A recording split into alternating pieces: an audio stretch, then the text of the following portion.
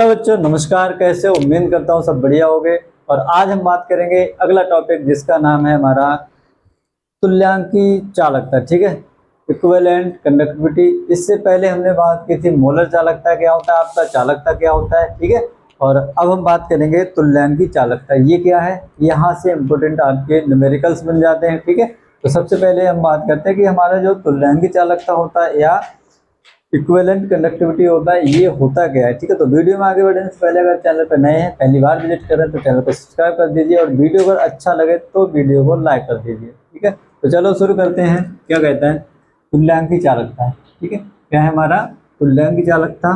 तुल्यांकी चालकता के बारे में अगर हम बात करें तो यहाँ पर ये कहता है किसी विद्युत अपघटय के 1 ग्राम तुल्यांकी भार को। ठीक है, किसी विद्युत अपघटय, तो विद्युत अपघटय आपने पहले ही पढ़ लिए हैं। ठीक है, जल में डालने पर वह अपने आयनों में टूट जाता है, ऐसा पदार्थ विद्युत अपघटय कहलाता है। ठीक है, भार को जल के किसी निश्चित आयतन, ठीक है, क्या होगा, एक निश्चित आयतन, ठीक है, में घोलने पर उत्पन्न सभी आयनों की चालकता तुल्यांकी चालकता कहलाती है। क्या कहलाती है?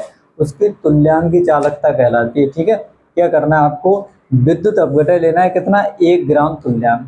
ठीक है, 1 ग्राम तुल्यांक विद्युत अपघटय लेना है, उसको किस में डालना है देखो, किसी निश्चित आयतन में। ठीक है, जल के निश्चित आयतन में, जैसे b/cm, ठीक है, में घोलने पर सभी आयन, उसमें जो आयन्स होंगे जो विद्युत अपघटय लिया है अपने आयन में टूट जाएगा, उनकी वजह से जो चालकता होगी उस सोल्यूशन की, वही क्या कहलाती है, उसकी तुल्यांकी चालकता कहलाती है। इसको हम लैम्डा EQ से रिप्रेजेंट करते हैं। ठीक है, तो देखो होता क्या है, यहाँ पर हमारे साथ कोई भी इलेक्ट्रोलाइट ले लो, जैसे आपने क्या ले लिया, KCl ले लिया आपने। ठीक है, या आपके पास NaCl है, ये क्या हमारे पास इलेक्ट्रोलाइट है। क्या है?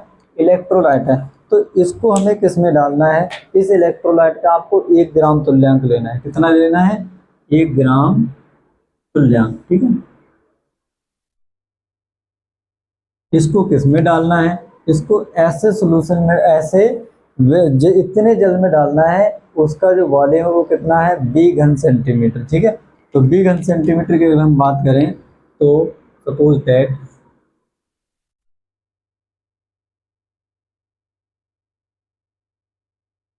ये हमारे पास है। ठीक है, एक घन टाइप हम बना लेंगे इस तरह से, ऐसे,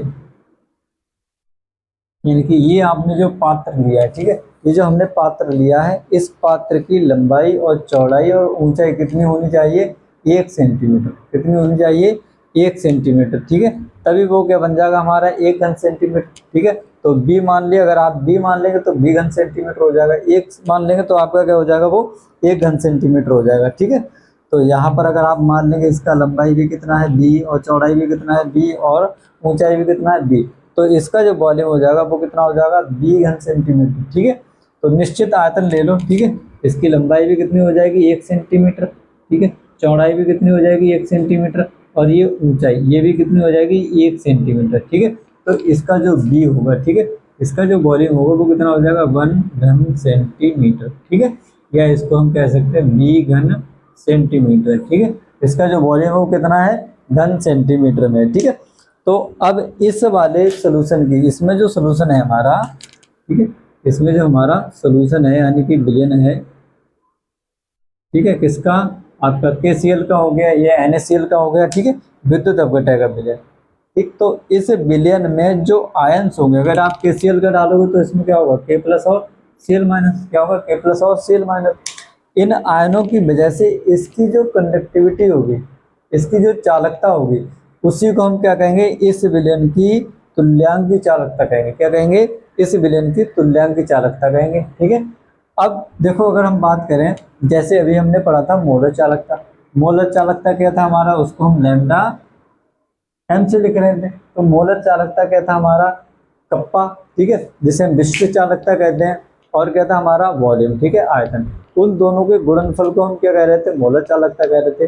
ठीक इसी तरह से यहाँ पर भी अगर हम बात करेंगे तुल्यांकी चालकता को, ठीक है, लैम्डा EQ जो रहेगा वो हमारा विशिष्ट चालकता इंटू v। ठीक है, इन दोनों के मल्टीपल के बराबर होगा। ठीक है, क्या होगा, lambda EQ equal to kappa into b, जहाँ b क्या है हमारा, वॉल्यूम है। ठीक है, क्या है, वॉल्यूम। और लैम्डा क्या हमारा विशिष्ट चालकता है, ठीक है, क्या है हमारी विशिष्ट चालकता है, ठीक है। इतनी बात आपको समझ में आ गई। अब अगर हम बात करें कि जो हमारा सी इक्विवेलेंट, ठीक है, क्या है सी ग्राम, ठीक है, इक्विवेलेंट क्या हमारा तुल्यांकी है, सी क्या हमारे यहाँ पर सांद्रता है, ठीक है, क्या है सी इक्विवेलेंट ग्राम तुल्यांक विद्युत अपघटन, ठीक, सी इक्विवेलेंट ग्राम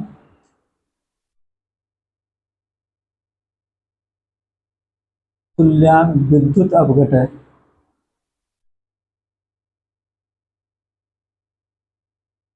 ठीक है। तो हमारे पास जो सी विद्युत अपघटन सी ग्राम तुल्यांक विद्युत अपघटन है, वो अगर हमारा 1000 घन सेंटीमीटर में घुला है, कितने में घुला हुआ है 1000 घन सेंटीमीटर, ठीक है, 1000 घन सेंटीमीटर, ठीक है, में घुला है। अगर आप इस तरह से लिखेंगे तो अगर कहा जाए कि हमारा जो 1 ग्राम तुल्यांक है, ठीक है, कितना है 1 ग्राम तुल्यांक, ये 1 ग्राम तुल्यांक कितने घन सेंटीमीटर आयतन में घुला होगा, ये घुला होगा आपका 1000 बटे सी ई क्यू। सी ई क्यू क्या होता है हमारा, ये सांद्रता होती है, क्या होती है सांद्रता होती है, ठीक है, जिसे हम ग्राम तुल्यांक में सांद्रता कहते हैं, ठीक है। तो तुल्यांक विद्युत अपघटन अपघटन, ठीक है, तो 1 ग्राम तुल्यांक विद्युत अपघटन कितने आयतन में घुला होगा, ये 1000 अपॉन सी ई क्यू, ठीक है, कितने में 1000 अपॉन सी ई क्यू, ठीक है।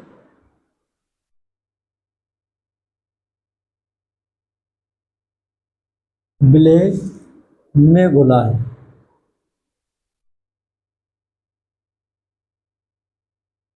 ठीक, इतनी सी बात क्या करना है आपको याद रखना है, ठीक है, इतने में ये घुला होगा। तो अब यहाँ से अगर हम बात करें, ये आपका क्या बन गया वॉल्यूम बन गया, ठीक है, ये क्या है हमारा इतना घन सेंटीमीटर है, ठीक। तो यहाँ से B बराबर हमें क्या मिल जाएगा, B मिल जाएगा आपको 1000 अपॉन क्या हो जाएगा सी ई क्यू, ठीक है, 1000 घन सेंटीमीटर, ठीक।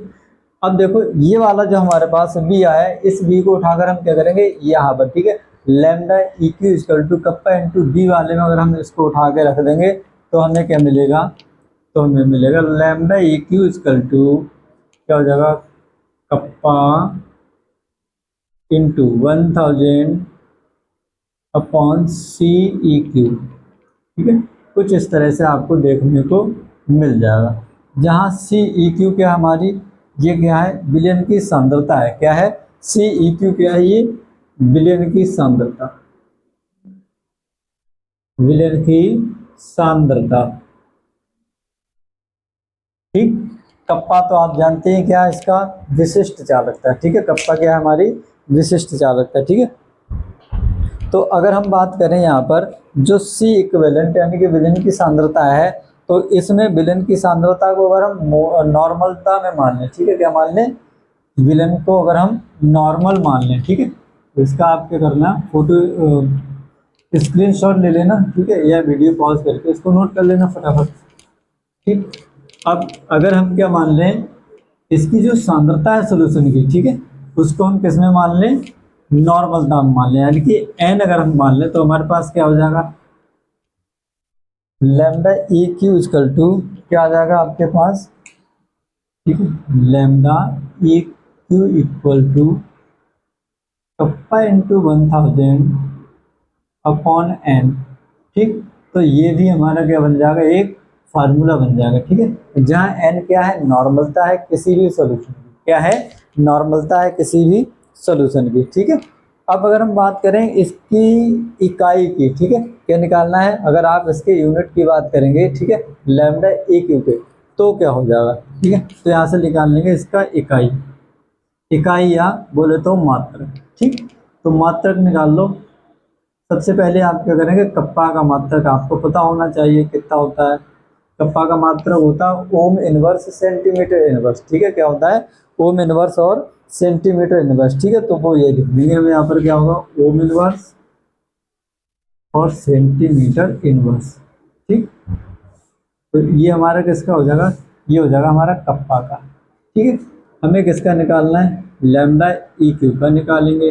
तो कप्पा का क्या हो जाएगा, ohm inverse into centimetre inverse, ये वॉल्यूम 1000 दे रखा है, इसका क्या होगा 1 सेंटीमीटर अपॉन ये जो एन दे रखा है नॉर्मलता दे रखी है, इसका क्या होता है ग्राम इक्विवेलेंट, क्या होता है ग्राम ई क्यू। ठीक है, ग्राम इक्विवेलेंट।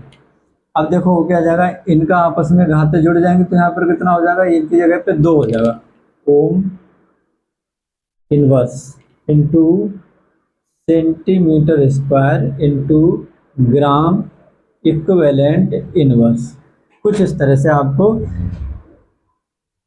इसका मात्रक देखने को मिल जाएगा। ओम की जगह आप क्या लिख सकते हैं, इसका प्रतीक भी लिख सकते हैं, जैसे इस तरह से लिखा जाता है ohm inverse into centimetre square into gram equivalent. ठीक है, इनवर्स। यहाँ पर आप एस भी लिख सकते हैं, S into centimetre square into gram equivalent inverse. ठीक, ये आप इसकी जगह पे क्या लिख सकते हैं, मोह लिख सकते हैं, एम एच ओ, मोह into centimetre square into gram equivalent inverse.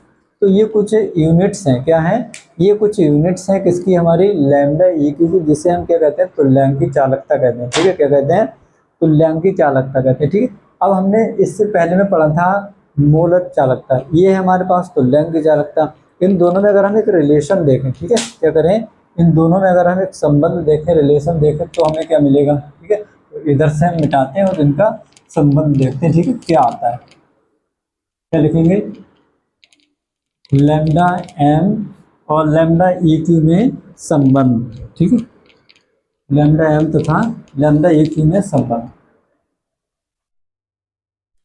ठीक, ऐसे लिखेंगे, लैम्डा एम तथा लैम्डा ई क्यू में संबंध।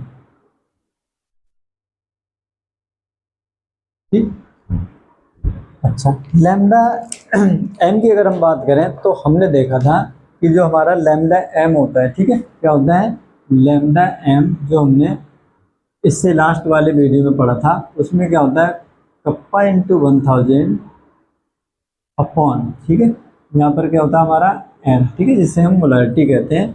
इक्वेशन नंबर 1 दे दो। इसी तरह से अगर हम बात करें लैम्डा ई क्यू की, यहाँ पर क्या होता है हमारा कप्पा इंटू 1000 अपॉन एन। इसको इक्वेशन नंबर 2 दे दो। अब देखो क्या करना है, समीकरण एक को 2 से भाग, समीकरण 1 को क्या करना है आपको 2 से भाग कर देनी है। समीकरण 1 को जब आप 2 से भाग करेंगे तो आपको क्या मिलेगा, देखो फटाफट से भाग करके देखो क्या प्राप्त होगा। व्हाट विल गेट यू, समीकरण 1 को 2 से जब आप भाग करेंगे तो आपको क्या मिलेगा, दिस इज माई क्वेश्चन। देखो इसको डिवाइड करना है इससे, ठीक है, तो फटाफट यहाँ लिखेंगे lambda M upon lambda E Q.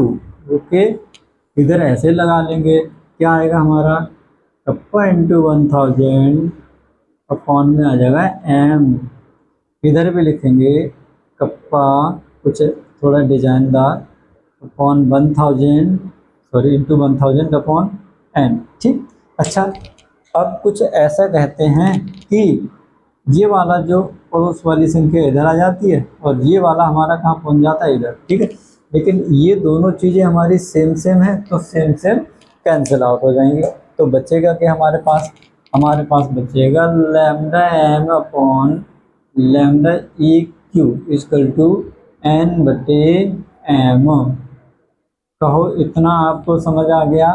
ठीक है, इतना आपको समझ आ गया। एम कहाँ एन कहाँ पहुँच जाएगा ऊपर, एम कहाँ आ जाएगा नीचे।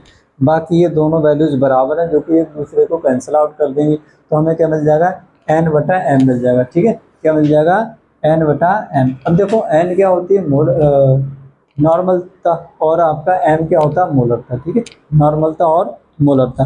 तो नॉर्मलता को हम कैसे निकालते हैं, विद्युत अपघटय के ग्राम तुल्यांकों की संख्या, और इसमें क्या होता है एम क्या होता है हमारी मोलरता होता है। ठीक है, मतलब मोलों की संख्या। ठीक, इसको नोट कर लीजिए आप फटाफट से। चलो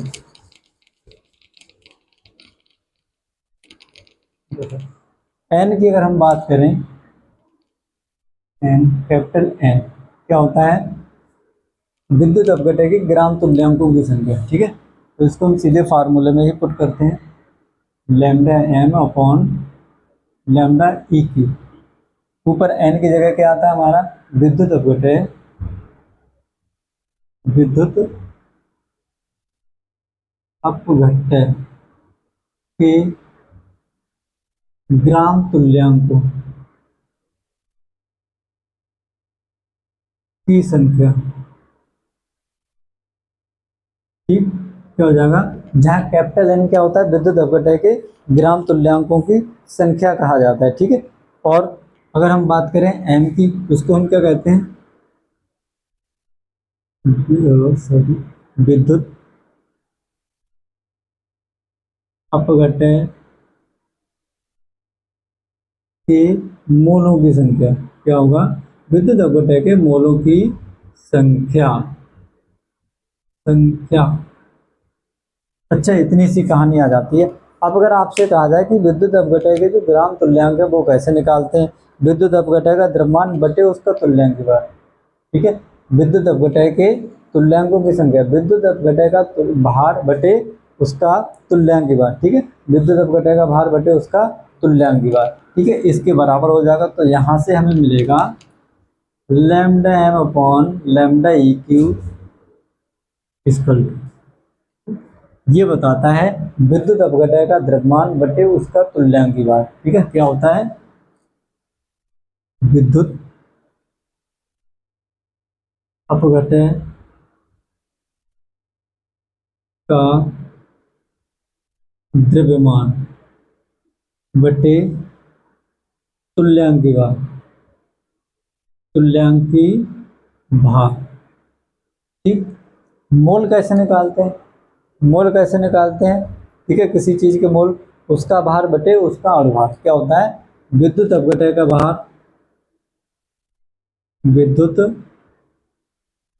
अपघटन का भार, ठीक है, बटे क्या होगा, उसका अणुभार। अब देखो दोनों भार दे रखे, ठीक है, दोनों द्रव्यमान से द्रव्यमान कट जाएंगे, विद्युत अपघटन का द्रव्यमान लिख लो या भार लिख लो, बात एक ही है, द्रव्यमान, ठीक। तो ये वाला इसको काट देगा और ये वाला हमारा इधर आ जाएगा और ये वाला अणुभार हमारा ऊपर पहुंच जाएगा, अर्थात क्या हो जाएगा, अणुभार बटे तुल्यांक भार, ठीक। मतलब कि lambda M upon lambda E Q equal to क्या हो जाएगा हमारा, अणुभार ऊपर पहुंच जाएगा, अणुभार बटे तुल्यांकी भार, तुल्यांकी, और ये बन गया हमारा भार, ठीक। तो ये चीज हमको यहाँ से देखने को मिल जाती है, ठीक है। Lambda M upon lambda E Q equal to अणुभार बटे तुल्यांकी भार, ठीक है। क्या हो जाएगा, अणुभार बटे तुल्यांकी भार। अब अगर आपको यहाँ से लैम्डा एम का मान निकालना है, ठीक है, तो लैम्डा एम को रोक लो आप यहाँ पर, लैम्डा एम इक्वल टू क्या हो जाएगा आपका, अणुभार बटे तुल्यांकी भार, तुल्यांकी भार, और गुणा में क्या हो जाएगा हमारा लैम्डा ई क्यू, ठीक है, दैट्स इट, ठीक। तो ये आपका क्या हो जाता है, फाइनल आपका क्या हो जाता है, तुल्यांक की चालकता और मोलर चालकता में संबंध। क्या हो जाता है, तुल्यांक की चालकता और मोलर चालकता में संबंध। इससे रिलेटेड कुछ क्वेश्चन हम लोग करने जा रहे हैं, ठीक है।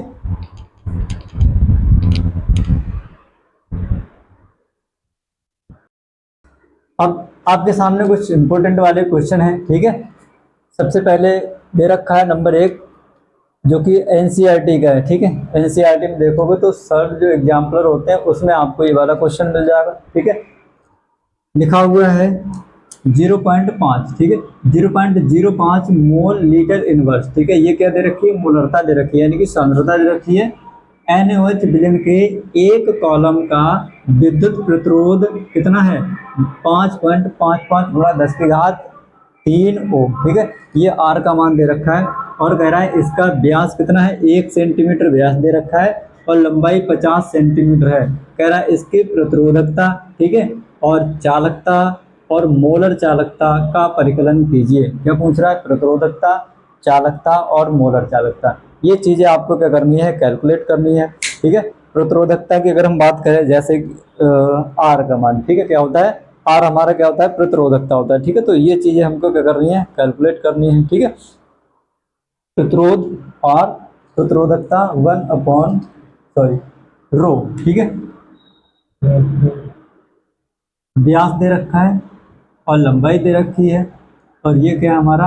आर, प्रतिरोध। ठीक है, विद्युत प्रतिरोध। जो चीजें दे रखी हैं उनको क्या करिए? आप पहले नोट कर लीजिए। ठीक है,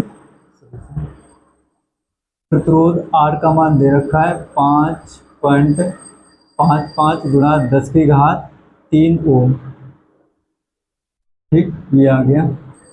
और व्यास, ठीक है, मान लो कि जो आपका तार है, क्या है? कुछ इस तरह का आपका जो तार है, उसका जो व्यास है पूरा ये वाला, ये कितना दे रखा है? 1 सेंटीमीटर। कितना है? 1 सेंटीमीटर। लेकिन अगर हम बात करें, ये हमारा पूरा अगर व्यास है, तो यहाँ से यहाँ तक की दूरी, ठीक है, यानी कि आधा क्या होता है उसकी त्रिज्या आर, तो ये क्या हो जाएगा हमारा? आर। ठीक है, आर बराबर कितना हो जाएगा? 0.5।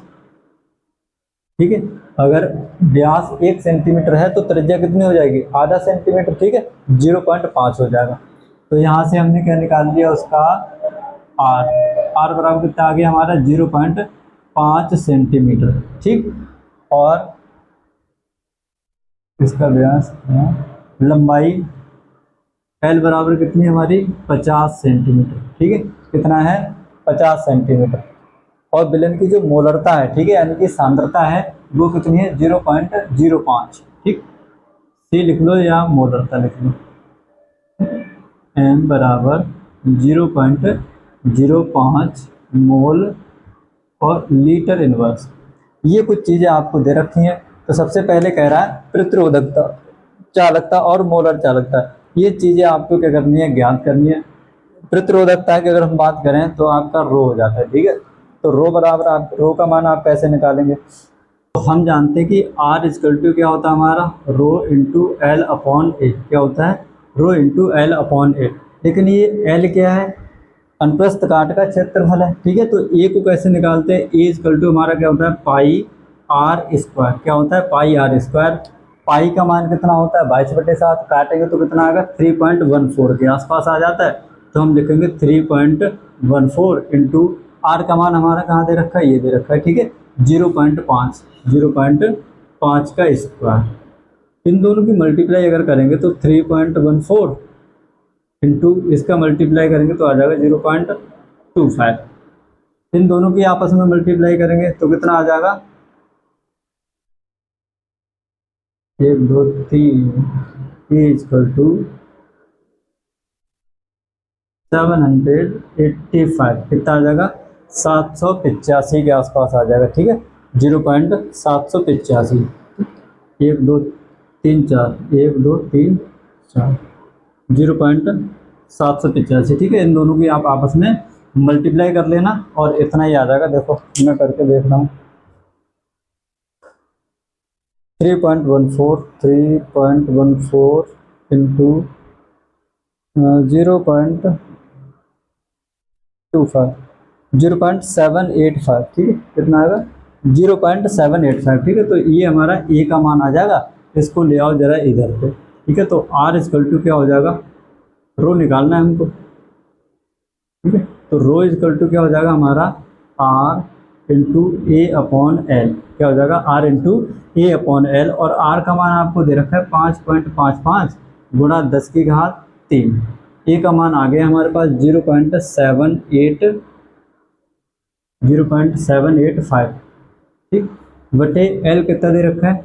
50 सेंटीमीटर, तो यहाँ रख देंगे 50 सेंटीमीटर। ठीक, अब काटने पीटने पर देखो यहाँ कितने के बाद लगा है? 3 के बाद, तो यहाँ 1 2 3 जीरो लगा देंगे। यहाँ कितने के बाद लगा? 2 के बाद, तो 2 जीरो हम और इधर बढ़ा देंगे। ठीक है, ऊपर कितने जीरो हैं हमारे? 3 जीरो, तो ऊपर वाले 3 जीरो, नीचे वाले 3 जीरो को कैंसिल कर देंगे इस तरह से। कितना बचेगा? 555 गुणा 785 अपॉन 5 गुणा 3, ऐसे कर दें। कितना हो गया? 5 गुणा 3। इनकी आपस में कर लो मल्टीप्लाई।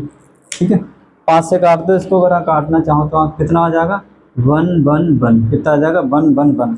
अब 111 की 785 में गुणा कर लो, 111 गुणा 785, ये आ जाएगा 87,135, कितना आएगा 87,135 बटे 123, कितना है 123, ठीक है। यानी कि अगर हम पीछे से 3 के बाद पॉइंट लगा दें तो हमारा क्या हो जाएगा, आंसर आ जाएगा, ठीक है।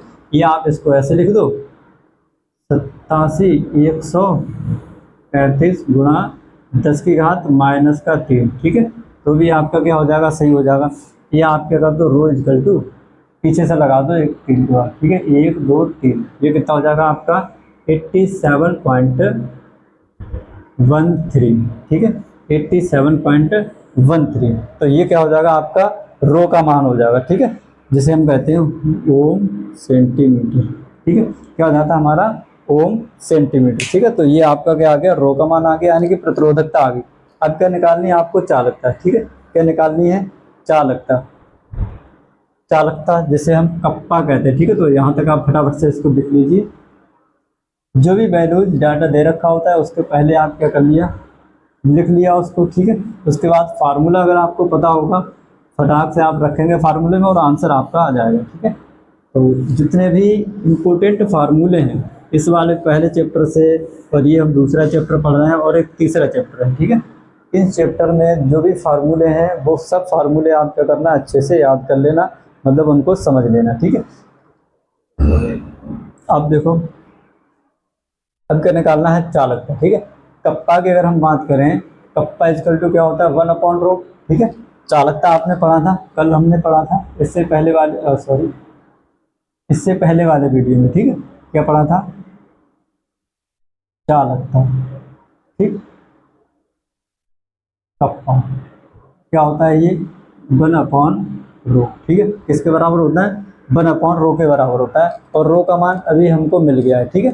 तो कप्पा इक्वल टू 1/ρ का मान कितना आया था, अभी यहाँ पे लिखा था 87.135, 87.135, ठीक है।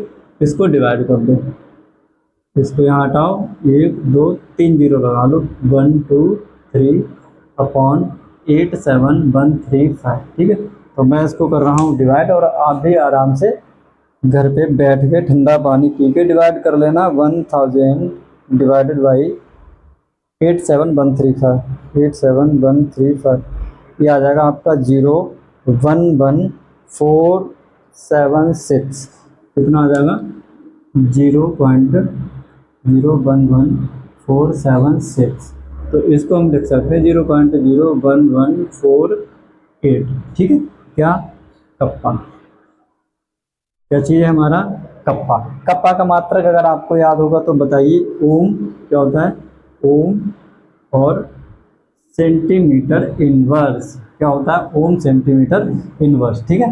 तो ये हो जाएगा हमारा क्या, चालकता। अब बात कर रहा है मोलर चालकता की, किसकी, मोलर चालकता की, ठीक है। तो कुछ इस तरह से हमने पढ़ा था, मोलर चालकता बराबर क्या होता है, कप्पा इंटू 1000 अपॉन में क्या होता है हमारा मोलारिटी, ठीक है, क्या होता है मोलारिटी। कप्पा का मान रख दो, कप्पा का मान कितना है 0.01148 इंटू 1000 अपॉन मोलारिटी कितनी है 0.05, कितना है 0.05, ठीक है, मोल लीटर इनवर्स। देखो यहाँ कितने के बाद लगा हुआ है, 1 2 3 4 5, 5 के बाद लगा हुआ है, तो नीचे कितने जीरो बढ़ा देंगे हम, 1 2 3 4 5, इधर 2 हटाओ, ऊपर क्या करो आप 2 जीरो लगा दो, ठीक। अब जीरो से जीरो काट दो, 2 2 1 2 3 और 1 2 3, खत्म हो गई कहानी। कितना बचा 1148 अपॉन 5, कितना आ गया 1148 अपॉन 5। 5 से ज़्यादा डिवाइड करो, 5 दूनी 10, कितना बच गया 14, फिर 5 दूनी 10, कितना बच गया 48, 5 निम 45, कितना बचा 3, पॉइंट लगा दो 30 हो गया, 5 छक्का 30, ठीक है। तो ये कट जाएगा आपका 229.6 आ जाएगा। लैम्डा एम इक्वल टू 229.6 क्या आ जाएगा 229 ठीक है। ये थी आपकी मोलर चालकता, ठीक है। क्या है आपका मोलर चालकता, ठीक है।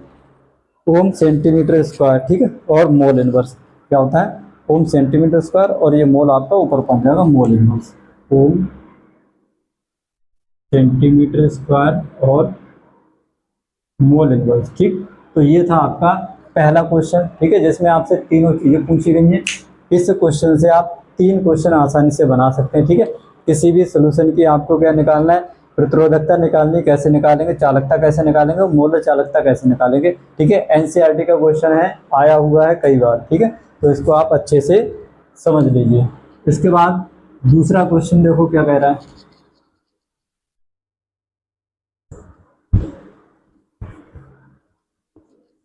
इसमें दे रखा है,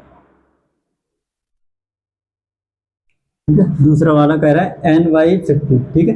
NY50 मतलब 1/50, ये क्या है, नॉर्मलता है, ठीक है।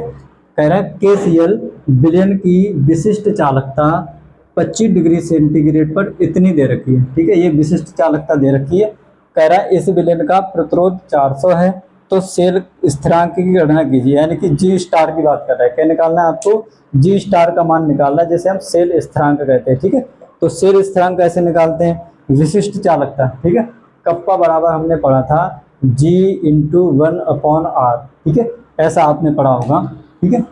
सोल्यूशन दूसरा आपने पढ़ा होगा kappa equal to G into 1/R करके, अगर आपको याद हो तो, ठीक है, क्या हो, याद हो तो, ठीक है। या हमने इसको कैसे लिखा था, या इसको ऐसे लिखा था, अब याद आ जाएगा आपको, क्या नाम इसका, 1/R इंटू L/A, और ये जो L/A है इसी को हमने क्या माना था, जी माना था, ठीक है, या जी स्टार कर रहे, ठीक है, सेल स्थिरांक।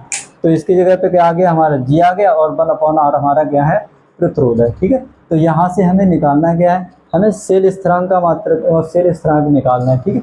तो क्या हो जाएगा हमारा कप्पा G/R, ये तो हो जाएगा कप्पा इजकल टू G/R। हमें जी का मान निकालना है, तो जी इजकल टू क्या हो जाएगा, कप्पा इंटू आर, ठीक, क्या हो जाएगा, कप्पा इंटू आर। इस वाले फार्मूले से आप क्या करेंगे, कैलकुलेट कर पाएंगे आसानी से। देखो ये दे रखा है आपका विशिष्ट चालकता, और प्रतिरोध दे रखा है आपका 400, ठीक है। तो विशिष्ट चालकता कप्पा होता है कितना है, 0.0022765 इंटू प्रतिरोध कितना है 400, कितना है 400, ठीक। करिएगा क्या, ये पॉइंट लगा हुआ है, देखो कितने के बाद लगा हुआ है, 1 2 3 4 5 6 के बाद पॉइंट लगा हुआ है, कितने के बाद, 6 के बाद। आप चाहे तो इसको पॉइंट को कतई हटा दीजिए, नीचे के करिए 6 जीरो लगा दीजिए, ठीक है। या आप ऐसे कर सकते हैं, जैसे 2765 कितना, 1 2 3 4 5 6, इधर 400 है ही आपका, 1 2 1 2, इतने से एक खत्म हो जाएगा। इसकी मल्टीप्लाई कर लो 4 का 27 65 में, ठीक है। तो 4 का 27 65 में मल्टीप्लाई करने पर आपका आएगा 27 65 इंटू 4, ये आएगा आपका 11,060, ठीक है। कितना आएगा 11,060, 11,060 बट्टे कितना है 1 2 3 और 4, ठीक है, कितना है 1 2 3 4। अब देखो 4 क्या हो जाएगा, ये हो जाएगा हमारे पास 11,060 गुणा 10 की घात माइनस का 4, 10 की घात माइनस का 4, यानी कि इधर खसक जाएगा 4 स्थान, पॉइंट आपका इधर खसक जाएगा, ठीक है। तो कितना बन जाएगा आपका, ठीक है, 4 स्थान अगर आप इधर खसकाते हैं तो 1 2 3 4, यानी कि कितना आ जाएगा आपका 1.106, ठीक है, कितना आ जाएगा 1.106। और यही हमारा क्या होता है, ये हमारा होता है सेल स्थिरांक, ठीक है। क्या आ जाएगा हमारा 1.106 सेल स्थिरांक, ठीक है, सेंटीमीटर इनवर्स, ठीक है, क्या आ जाएगा सेंटीमीटर इनवर्स, ठीक। समझ आई कहानी। तो ये क्वेश्चन थे। इसी तरह से आप क्वेश्चंस की प्रैक्टिस करते रहिए, जितना ज़्यादा आप क्वेश्चन की प्रैक्टिस करेंगे क्वेश्चन आप उतने ही ज़्यादा आसानी से बना पाएंगे, ठीक है। तो ज़्यादा से ज़्यादा क्वेश्चन सॉल्व करिए, क्योंकि पहले दूसरे तीसरे चैप्टर से न्यूमेरिकल्स और ऑब्जेक्टिव में इस तरह के क्वेश्चन पूछे जाते हैं। डाटा दे रखा होगा और 4 ऑप्शन दे रखे होंगे, तो कहेगा बताओ इनमें से कौन सा सही है, ठीक है। तो अच्छा लगा होगा वीडियो, अगर अच्छा लगा हो तो वीडियो को लाइक कर दीजिए। चैनल को अब तक अभी आपने सब्सक्राइब नहीं किया तो चैनल को सब्सक्राइब कर दीजिए, और ये वीडियो जितना ज़्यादा हो सके शेयर कीजिए, क्योंकि आपका शेयर और आपका लाइक ही हमें मोटिवेट करता है, जिससे हम हर वीडियो में आपको बेहतरीन कंटेंट प्रोवाइड कराने की कोशिश कराते हैं। एकदम फ्री में हम आपको सारा का सारा कंटेंट प्रोवाइड करा रहे हैं, ठीक है। और आपसे उम्मीद है कि आप हमें सपोर्ट करिए, ठीक है। सपोर्ट करेंगे, लाइक और शेयर और सब्सक्राइब, यही हमारे लिए आप वैल्यूएबल हैं, ठीक है। इनसे ही हमें मोटिवेशन मिलता है और हम हर दिन नया कंटेंट क्रिएट करने की कोशिश करते हैं, ठीक है। तो आप सबको बहुत बहुत धन्यवाद यहाँ तक बने रहने के लिए हमारे साथ।